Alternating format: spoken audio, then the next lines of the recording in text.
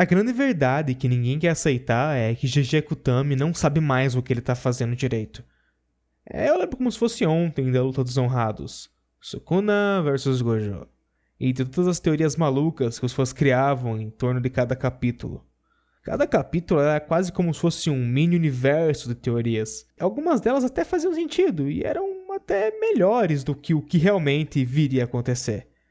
Vocês não têm noção do tanto de teoria que saiu entre o capítulo que o Gojo reapareceu e a revelação que era, na verdade, o Yuta. Mas afinal de contas, quem é Gege Akutami? Gege Akutami nasceu em Iwate, no Japão, no dia 26 de fevereiro de 1992. Vale ressaltar que Gege Akutami nem é seu nome verdadeiro, é um pseudônimo. Porque até o atual momento desse vídeo, o nome verdadeiro, assim também como o seu rosto, permanecem um mistério. Akutami é conhecido por ser um cara meio tímido. Em suas entrevistas, ele normalmente usa uma máscara do personagem Mekamaru. E na real, pode-se dizer que ele tem um currículo bem pouco extenso. Ele trabalhou por um bom tempo como auxiliar em outras produções. Então, pode-se dizer que ele é um tipo de autor inexperiente. Ele lançou apenas alguns one-shots até Jujutsu. Inclusive, o seu primeiro trabalho é intitulado de Kamishiro Sosa. É um one-shot publicado na revista Jump Next, volume 2, em 7 de maio de 2014. Segundo ele próprio, suas inspirações foram mangás como Bleach, Hunter vs Hunter e Neo Genesis Evangelion. Jujutsu Kaisen, O Nascimento. Em 2017, a Akutami publicou uma one-shot chamada Tokyo Metropolitan Curse Technical School, uma série de 4 capítulos que foi exibida na Jump Giga de 2017. Posteriormente, esse one-shot foi conhecido como Jujutsu Kaisen Zero, que os deve conhecer pelo filme lançado. Ele, entretanto, foi o piloto e o one-shot que deu origem a Jujutsu Kaisen. Para quem não sabe do que se trata Jujutsu Kaisen Zero, eu vou dar uma breve sinopse. Yuta Okotsu, um estudante assombrado pelo espírito amaldiçoado de sua amiga de infância, Rika Orimoto, conhece Satoru Gojo, que o matricula na Escola Técnica de Jujutsu de Tóquio, para controlar a poderosa entidade que o acompanha. Yuta aprende a lutar, faz amigos e enfrenta o vilão Suguru Geto, que planeja liberar maldições em um desfile noturno dos 100 demônios. Como disse anteriormente, devido à boa recepção da história, foi concedida a ele uma serialização completa, que começou na edição de 2018 da Weekly Shonen Jump. Então, a série foi intitulada Jujutsu Kaisen e passou a ser semanal. O problema. O mangá Jujutsu Kaisen terminou oficialmente em 30 de setembro de 2024. Porém, próximo à reta final da história, muitos fãs começaram a perceber supostos furos de roteiro. Inclusive, reclamações por parte do autor também se tornaram constantes, como exposto nessa reportagem da IGN. Me deu dores de cabeça por 6 anos. O criador de Jujutsu Kaisen admite qual foi o maior problema do mangá. Essa reportagem é de 9 de janeiro de 2025. São aproximadamente 4 meses depois do final de Jujutsu Kaisen. Será então que esses supostos furos de roteiro têm algo a mais a nos contar? Antes de começar a falar dos furos de roteiro, eu gostaria de dizer que eu fiquei bem surpreso. Porque quando eu acompanhei, conforme ia lançando os capítulos, eu lembro de parecerem ter muitos furos de roteiro. Só que procurando agora e vendo o que o pessoal estava dizendo nos fóruns, como Reddit ou X, eu não achei tantos furos assim. E os supostos furos que eu achei, na verdade, eram só conveniências bem conveniosas de roteiro. Mas vamos direto pro assunto. O primeiro furo de roteiro, ou suposto furo de roteiro, que muita gente comenta é sobre o resto do mundo. Cadê o resto do mundo, Jutsu? O que o Brasil tá fazendo? O que os Estados Unidos tá fazendo? Onde tá a China? Cadê a Índia? Por que as cidades africanas têm zebras andando no meio do nada? São muitas perguntas, realmente. Mas a verdade é que não existem só feiticeiros japoneses. É só que existem muito mais feiticeiros japoneses do que outros feiticeiros. Isso se deve à barreira do Tengen. O Tengen é um cara bem antigo aí e ele fez uma barreira ao redor do Japão inteiro e isso fez com que as maldições se concentrassem no Japão. Como o mundo jutsu tem uma ordem de equilíbrio que é muito inspirada no budismo, quando uma energia ruim muito grande aparece, no caso das maldições, uma energia muito boa, em contraparte, vem para equilibrar a balança. Esse foi o caso de Satoru Gojo. Satoru Gojo é o desequilíbrio em pessoa. Ele é um ser tão forte que nada na época dele conseguiu parar ele. Então não é que não existam outros feiticeiros ou que eles não possam desenvolver energia amaldiçoada. Eles existem, porém são em menor nível por causa da barreira do Tengen. E olha, a verdade é só que o Akutami não quer desenvolver outros países, e quando ele tentou fazer ficou um pouco estranho, vai. E eu até entendo, mas seria muito divertido se o Akutami só deixasse as pontas soltas. Eu acho que ninguém ligaria, sabe? Tipo, cara, o quão legal seria um Jutsu Kaisen no Brasil? Imagina, você tá lá, aperta a descarga 3 vezes, e quando você vira pra trás, tem uma maldição muito puta de grau especial chamada Loura do Banheiro doida pra te pegar. Cara, só não vê quem não quer. Outro suposto furo de roteiro acontece na luta do Gojo contra o Sukuna. Em determinado momento da luta, o Gojo acerta um vazio infinito no Sukuna. O Sukuna, por sua vez, transfere os efeitos do vazio infinito para a alma do Megumi. Isso levanta duas questões. A primeira é o funcionamento do vazio infinito. E a segunda é por que o Sukuna não fez isso antes, ou não fez isso com recorrência. Vamos lá. Primeiro, como funciona o vazio infinito?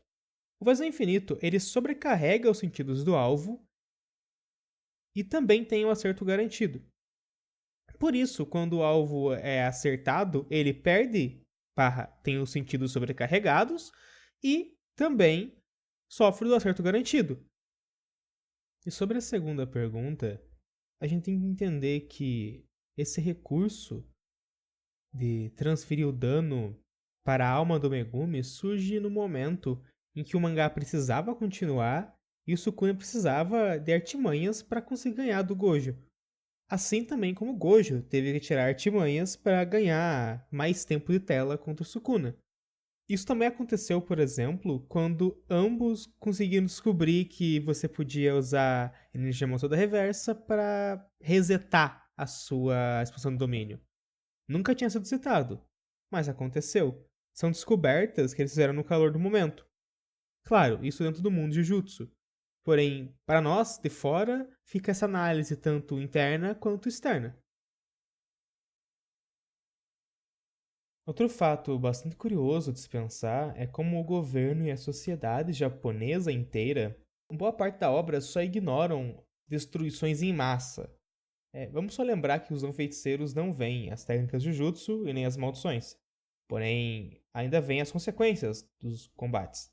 Então, vamos imaginar que tudo que aconteceu em Shibuya, ninguém filmou nada e eles têm que explicar para a população inteira como é que explodiu, sei lá, metade de Shibuya, como é que uma galera ficou em coma do nada, foi literalmente do nada, que foi a galera que foi atingida pela expansão do domínio do Gojo. Então, tipo, o RH, o marketing das escolas de Jutsu, cara, isso daí é elite. Esse tópico é bastante interessante e pode ser realmente um furo de roteiro, apesar de ter uma explicação bem convincente. Do que eu tô falando? Eu tô falando de quando Kenjaku absorveu o Mahito, utilizou a técnica apenas uma vez, destruindo a maldição. Por que ele não controlou o Mahito como ele faz com as outras maldições? E bem, tem algumas explicações. A primeira é que o Mahito era de grau especial, mas isso por si só não quer dizer muito. Mas o Mahito era um grau especial bem diferente. Ele era insubordinado, ele não aceitava as ordens dos outros, ele sempre foi muito rebelde, difícil de controlar. E o principal, o Mahito conseguia evoluir num ritmo assustador, até mesmo para as maldições. Então, pensando nisso, talvez o Kenjaku achou melhor e mais seguro utilizar o Mahito apenas para o propósito que era iniciar o jogo do abate. Porque com a técnica do Mahito, transfiguração inerte, ele conseguiu alterar os humanos para receberem as técnicas amaldiçoadas dos outros feiticeiros que foram encarnados. E essa daí é uma das minhas teorias. A outra pode ser simplesmente que A outra é que simplesmente, bem, o GG precisava se livrar do Marrito de algum jeito, né? E o Kenjaku foi muito bom fazendo isso.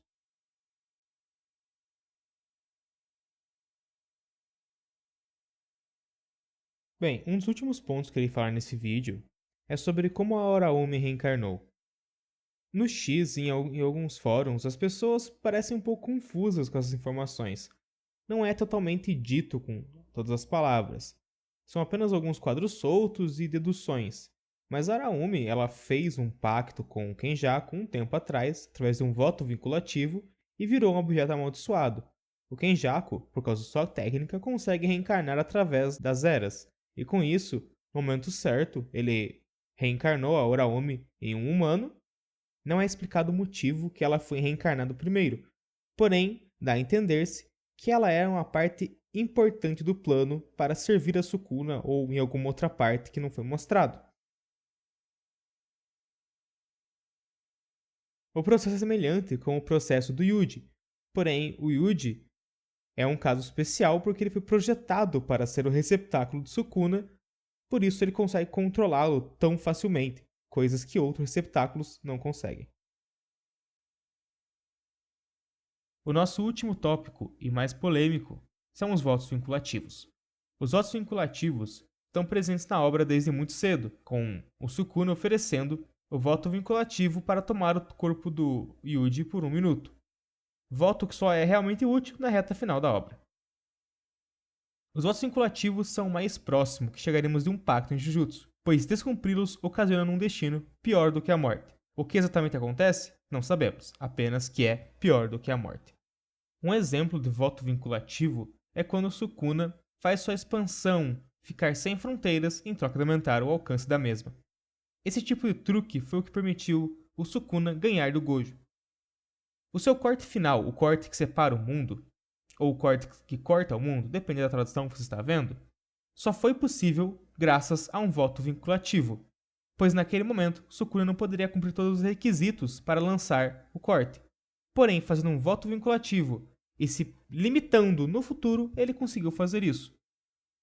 Então, os votos vinculativos são muito mais uma conveniência de roteiro, maneira de um personagem sair de uma situação difícil, do que realmente um furo de roteiro.